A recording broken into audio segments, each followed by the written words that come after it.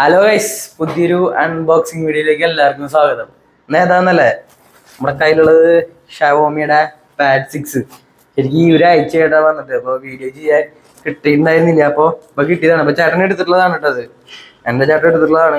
നമ്മൾ ഓരോ സീരീസ് കഴിയുമ്പോഴായിരിക്കും നമ്മൾ ബാക്ക് ചെയ്ത സീരീസ് പോയിട്ട് മേടിക്കുക. അപ്പോൾ കുറച്ച് വില കുറവിന് കിട്ടും. അതുപോലെ ഫ്ലിപ്കാർട്ടിലൊരു സെയിൽ വന്നപ്പോൾ മേടിച്ചിട്ടുള്ളതാണ്. അപ്പോൾ ഇതിനോട് അൺബോക്സിംഗ് ഒക്കെ കഴിഞ്ഞ് ഉപയോഗം തുടങ്ങി. എന്തായാലും കാണിച്ചു തരാം. ഇത് നമ്മുടെ മെയിൻ ഐറ്റം. ഇതിൻ്റെ ഉള്ളിൽ നോർമലായിട്ട് പിന്നെ ചാർജറും കേബിളും കാര്യങ്ങളൊക്കെ ഉണ്ട്. ചാർജർ വരുന്നത് 33 വാട്ടിൻ്റെ ഫാസ്റ്റ് ചാർജിങ് വരുന്ന സെറ്റപ്പാണ് ഇതിൽ ചെയ്തിട്ടുള്ളത്. ചാർജർ ഉണ്ട്. പിന്നെ അതിൻ്റെ ഉള്ളിൽ നോർമലായിട്ട് ബുക്കും പേപ്പറും കാര്യങ്ങളും ഉണ്ട്. അപ്പോൾ ബോക്സിനുള്ളിൽ എത്ര സാധനമുള്ളൂ, ചാർജർ എടുത്ത് കാണിച്ചില്ല അത് മാത്രം. അപ്പോൾ ഈ വരുന്ന സാധനമാണ് നമ്മൾ മേടിച്ചിട്ടുള്ളത്. ബ്ലാക്ക് കളർ 6GB റാമും 128GB സ്റ്റോറേജും വരുന്ന ഷവോമിയുടെ പാഡ് 6. ഈ ക്യാമറ മൊഡ്യൂള് മറ്റേ അവരുടെ 13 സീരീസ് ആയിട്ട് നല്ല ഒരു സാമ്യം ഉണ്ടല്ലേ.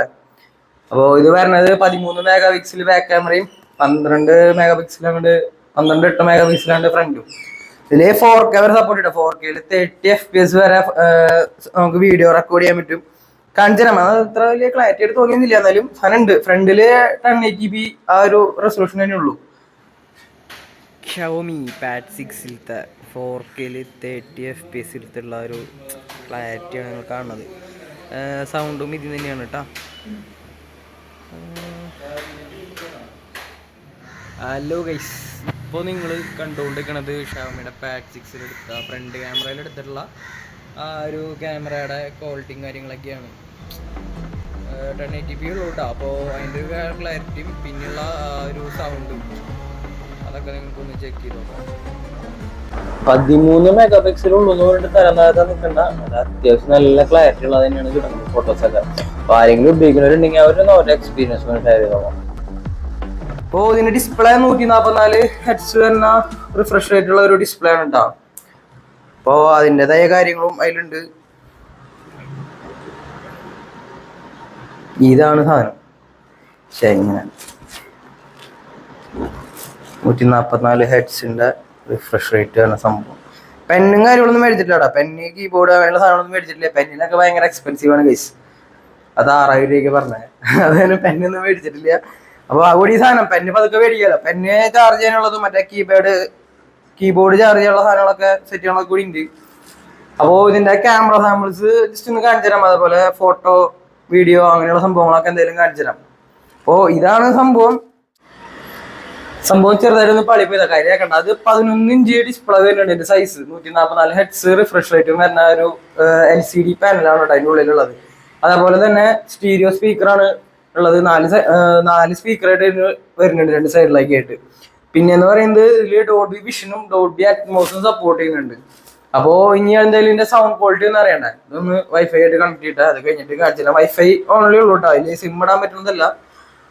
അപ്പൊ എന്തായാലും ഇത് വൈഫൈ കണക്ട് ചെയ്ത് കഴിഞ്ഞിട്ട് ഡിസ്പ്ലേയുടെ ആ ഒരു റെസൊല്യൂഷനും പിന്നെ സൗണ്ടും അതൊക്കെ ഒന്ന് കേൾപ്പിച്ചു തരാം. വൈഫൈ കണക്ട് ചെയ്തതിന്റെ ഡിസ്പ്ലേ ക്വാളിറ്റി കാണണ്ടേ.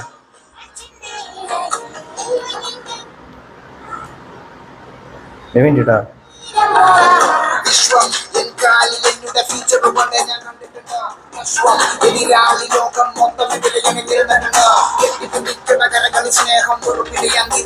അധികം സൗണ്ട് കാണിച്ചു തരാൻ പറ്റില്ല, കോപ്പിറൈറ്റ് അടിക്കും. അപ്പോ സൗണ്ട് ഇത്തിരി മറ്റുള്ളവരെ വിട്ടിട്ട് ഒരു കുറവുള്ള പോലെ ഫീൽ ചെയ്തു.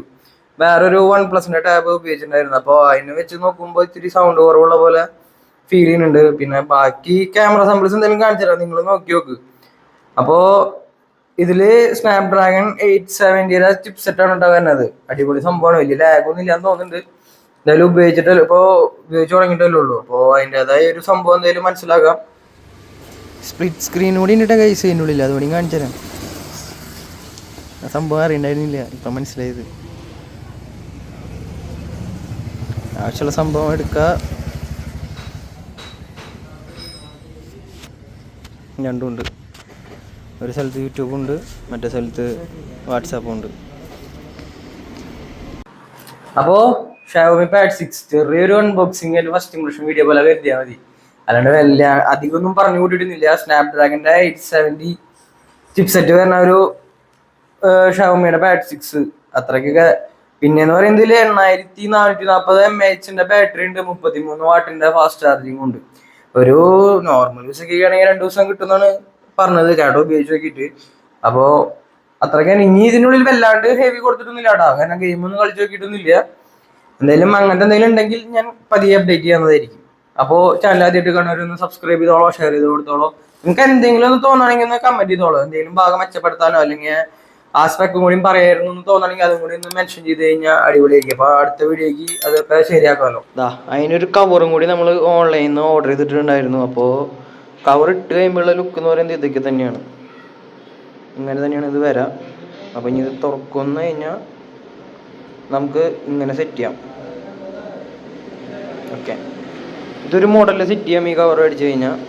പിന്നെയെന്ന് പറയുന്നത് നമുക്ക് ഇങ്ങനെയും കൂടി തിരിച്ചിരുത്താൻ പറ്റും. അപ്പോൾ നമുക്ക് എന്തെങ്കിലും വേണമെന്ന് വെച്ച് കഴിഞ്ഞാൽ ഇങ്ങനെയും കാണാം. അപ്പോൾ ഏത് വ്യൂവിൽ വേണമെങ്കിലും ഈ കവർ ഇട്ട് കഴിഞ്ഞാൽ നമുക്ക് ഇങ്ങനെ ഇരുത്താൻ പറ്റും. അപ്പോൾ കവറിന് വലിയ വിലയൊന്നും ആയില്ല കേട്ടോ. അപ്പോൾ ഇതും കൂടി ഒന്ന് പരിചയപ്പെടുത്തിയെന്ന് മാത്രം.